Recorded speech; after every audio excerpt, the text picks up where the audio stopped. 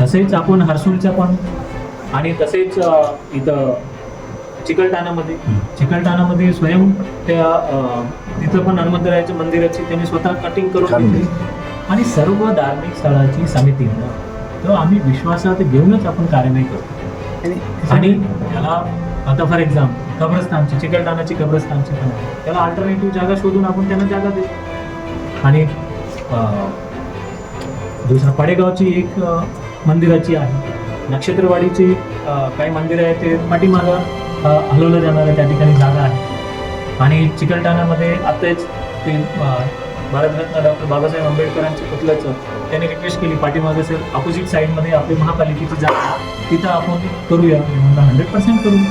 आम्ही आमच्या प्रस्ताव येत असतो आणि त्या ठिकाणी स्थानिक लोकांनी आमचे प्रस्ताव होतं की चांगलं गार्डनमध्ये आपण बसूया. नाही, त्यांनी म्हटलं सर गार्डनमध्ये नको, आम्हाला इकडे पाहिजे.